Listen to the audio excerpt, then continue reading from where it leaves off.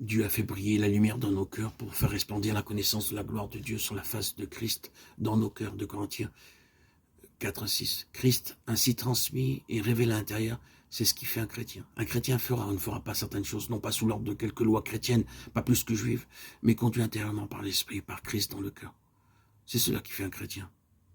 En ceci est posé le fondement pour tout le reste jusqu'à la fin, car c'est ce qui va arriver de manière croissante. Ainsi, le fondement doit être conformément à l'édifice. Tout est de même nature, c'est voir et voir Christ. De même que notre vie spirituelle commence en voyant, ainsi en est-il de la croissance. Tout est question de voir. Je voudrais que vous y pensiez. Si nous voulons grandir, nous devons voir. Répondez prudemment dans votre cœur à la question de ce qu'est la croissance spirituelle. Je pense que pour certaines personnes, c'est de connaître plus de vérité.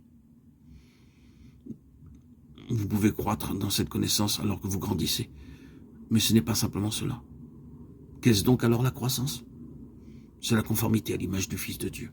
C'est cela le but et c'est vers cela que nous avons à nous mouvoir progressivement, constamment et régulièrement. La pleine croissance, la maturité spirituelle, ce sera avoir été conformé à l'image du Fils de Dieu. C'est cela la croissance. Alors, si c'est ainsi, Paul nous dira, nous tous dont le visage découvert reflète la gloire du Seigneur. Nous sommes transformés en la même image de gloire en gloire par l'Esprit du Seigneur. 2 Corinthiens 3, 18. Conformité en voyant, croissance en voyant. Ceci contient un principe très précieux et profond. Comment pouvons-nous l'illustrer? Je pense que ce même passage que nous venons juste de citer nous aide. La dernière portion nous mettra sur la voie par l'Esprit du Seigneur. Qui es-tu, Seigneur? Je suis Jésus que tu persécutes. Lorsqu'il plut à Dieu de révéler en moi son Fils, Dieu a fait briller la lumière dans nos cœurs pour faire resplendir la connaissance de la gloire de Dieu sur la face de Christ dans nos cœurs, de Corinthiens 5, 4, 6. Lorsqu'il plut à Dieu de révéler en moi son Fils, par l'Esprit du Seigneur. J'espère que je n'utilise pas une illustration trop ressassée pour nous venir en aide.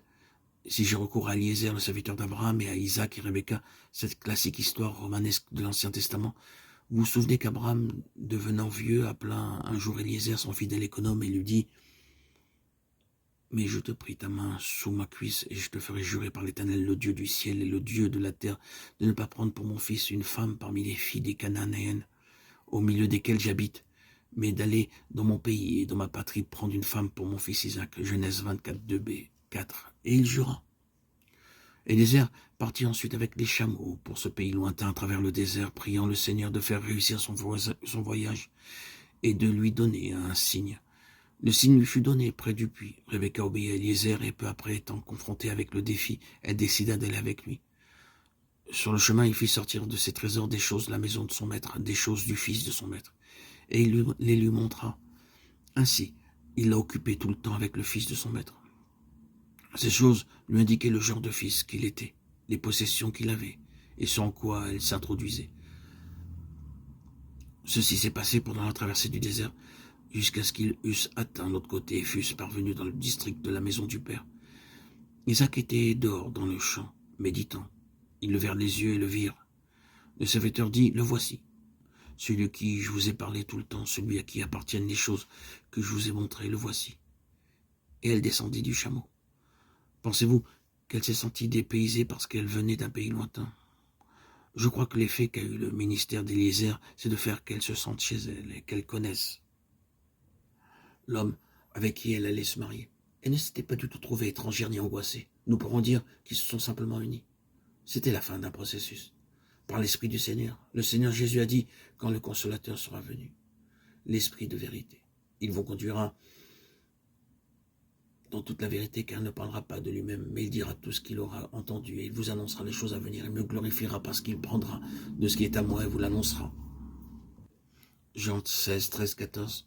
L'Esprit, le fidèle serviteur de la maison du Père, a traversé le désert pour trouver l'épouse pour le fils de sa propre parentèle. Oui, il y a lieu d'être surpris ici. Ainsi donc, puisque les enfants participent au sang et à la chair, il a également participé lui-même.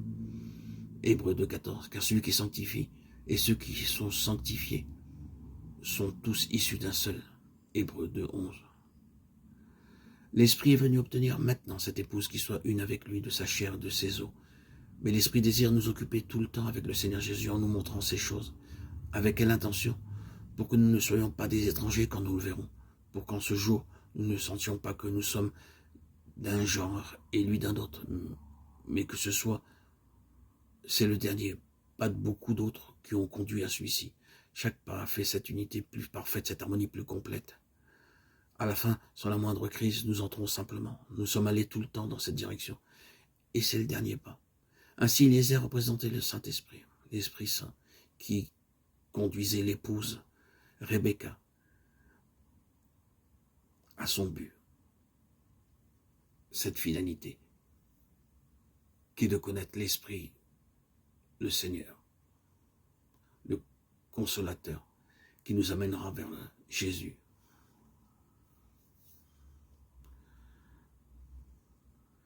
La conformité à son image, la croissance spirituelle, c'est connaître le Seigneur et devenir comme lui.